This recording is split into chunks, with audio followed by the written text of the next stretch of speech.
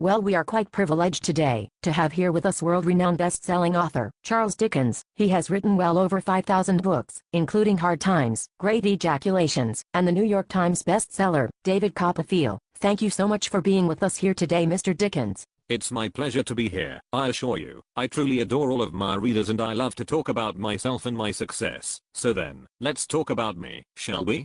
Christ, you're an egotistical bastard. What did you say? I said you're a hero with mythical powers. Oh yes, I am. Thank you.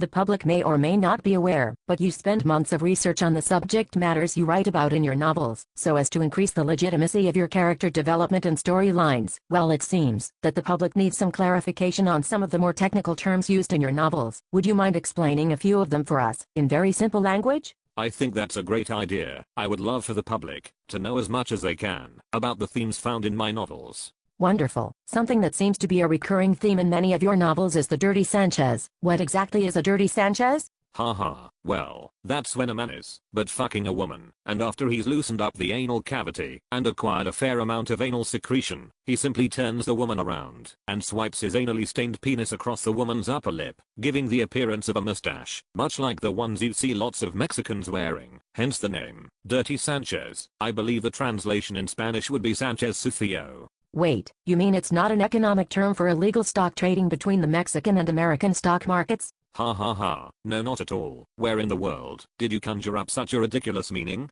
Well, I must ask that you excuse my ignorance. I had no idea that's what it meant. Okay, well, let's move on. Another term that seems to appear in several of your novels is the rusty trombone. It is believed by many readers that the rusty trombone refers to the arthritis the elderly characters feel in their arms. What is its significance and meaning in your novels? Ahem, well, the rusty trombone is actually not connected with arthritis at all. It's not. Well, what does it signify then? A rusty trombone is when the woman is eating out the man's butthole, or tossing his salad as it is sometimes referred to, and as she is licking his two-hole, she also reaches around the man and strokes his penis simultaneously, so it looks like she is playing the trombone, and the rusty part is because.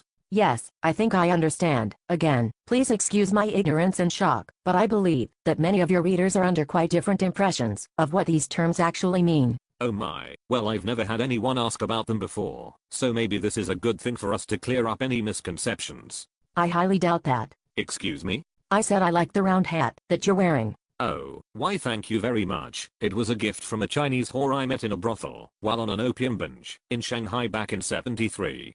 Okay, well, let's get back to discussing your novels. Okay, great. Your readers may or may not be aware of your fascination with space. Actually, I'm not fascinated with space at all. You're not, but in several of your novels you specifically refer to space docking. Yes, but space docking has absolutely nothing to do with space itself. It doesn't.